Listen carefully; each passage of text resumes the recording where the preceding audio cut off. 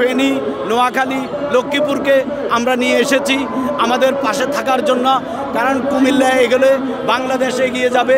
কুমিল্লা এমন একটি জেলা, যে জেলায় মানুষের চলাচলের জন্য একটা মধ্যবর্তী স্থান।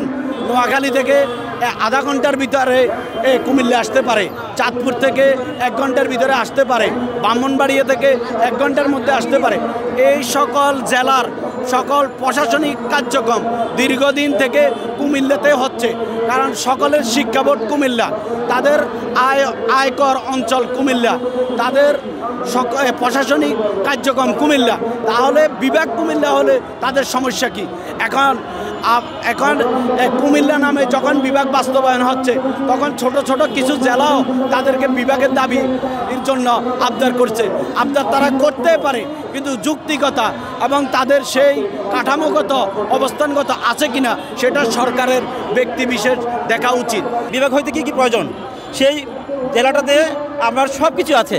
আপনি দেখেন কুমিল্লাতে একটা শিক্ষা বোর্ড আছে, যেটা সিলেট বিভাগ এবং চট্টগ্রাম বিভাগের সকলের মানে অন্তর্ভুক্ত ছিল, এখনও আছে। যদিও সিলেট বিভাগে ভাগ হয়ে গেছে, সেখানে সিলেটের জন্য আলাদা হয়ে গেছে, কিন্তু শিক্ষা বোর্ডটা কিন্তু এখন যারা দাবি করছে তাদের যে মানে বিভাগের জন্য, তারাও কিন্তু আমাদের কুমিল্লার শিক্ষা বোর্ডের অন্তর্ভুক্ত। সেখানে কুমিল্লাতে একটা মেডিকেল আছে, টেকনিক্যাল শিক্ষা মানে বিশ্ববিদ্যালয় আছে, কুমিল্লা বিশ্ববিদ্যালয় আছে, কুমিল্লাতে আপনার একটা ক্যান্টনমেন্ট আছে, এবং আপনার বাংলাদেশের মানে কটা বিভাগে আপনার একটা ক্যান্টনমেন্ট পাবেন।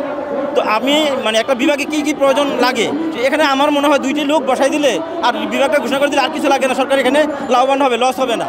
এখন আপনারা যদি মনে করেন যে এইটাকে মানে পিছিয়ে রাখবেন, তাহলে তো এটা বাংলাদেশ পিছিয়ে যাবে ভাই। কারণ কুমিল্লা বিভাগ 4টা বিভাগের পরই কুমিল্লা বিভাগে অবস্থান থাকতে পারে, কিন্তু যেহেতু আমরা পিছিয়ে গেছি, তারপরে আমি দাবি করব সরকারের কাছে বলবো যেন এটা উন্নতি বিলম্বে কারো ষড়যন্ত্রের দিকে পা না দিয়ে বা কারো কথায় মানে বাধাগ্রস্ত না হয়ে কুমিল্লাকে দ্রুতভাবে মানে বিভাগটা দাবি করার জন্য। বৃহত্তর যেই প্রাণকেন্দ্র একটা সেক্টর আছে কুমিল্লার মধ্যে, সবচেয়ে রেমিটেড যোদ্ধা সবচেয়ে বেশি কুমিল্লা এবং বৃহত্তর কুমিল্লা চাঁদপুরের মধ্যে। আমরাও দীর্ঘদিনে আন্দোলন সংগ্রাম করে আসছি। আমার নেতা ডক্টর খন্দকার মোশাররফ হোসেন এবং মারুফ ভাই এখানে অনেকবার মানববন্ধন করেছেন এই কুমিল্লা বিভাগ দাবিতে।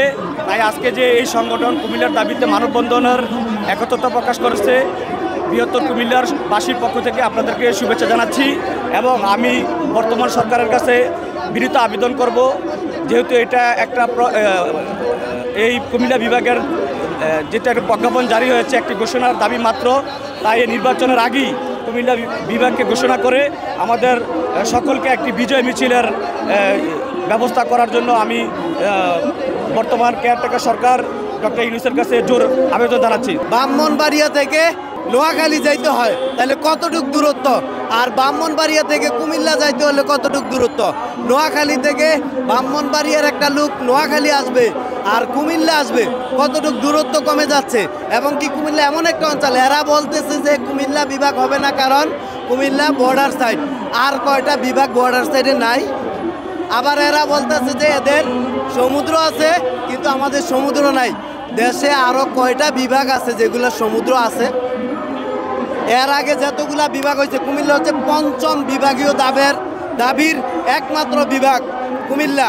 যেই কুমিল্লা 45টা বিভাগীয় অফিস আছে। নোয়াখালীর মানুষ ওই অফিসগুলোতে আসতে হয়। চাঁদপুরের মানুষ, আমাদের পার্শ্ববর্তী চাঁদপুর আমাদেরকে অনেক আন্তরিকতা দেখিয়েছে, তারাও আমাদের সাথে সমর্থনে আছে। নোয়াখালী যে বলে তাদের সাথে লক্ষ্মীপুর এবং কি ফেনী আছে, সম্পূর্ণ ভুল। নোয়াখালীর সাথে লক্ষ্মীপুর এবং কি ফেনী নাই।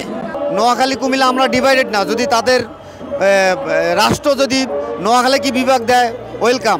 কিন্তু আমরা আমাদের ঐতিহ্যের দিক থেকে, আমাদের সর্ববৃহৎ জেলার দিক থেকে আমরা এটা বিভাগ চাই। আমাদের শিক্ষার হার অন্যান্য জেলার থেকে, সারা বাংলাদেশের জেলার থেকে অনেক এগিয়ে আমরা জানি। আমরা কিন্তু তাদের সাথে প্রতিদ্বন্দ্বিতা করতেছি না। আমাদের যোগ্যতা, আমাদের কোয়ালিটি, আমাদের সর্বদিক থেকে আমরা এগিয়ে বিদায় আমরা এটা বাস্তবায়নের জন্য দাবি জানাই। আমরা তাদের সাথে কিন্তু বার্গেনিংয়ে নাই। তাদের যদি ঐতিহ্যের দিক থেকে এগিয়ে থাকে, তাহলে তাদেরকে রাষ্ট্র দেখ।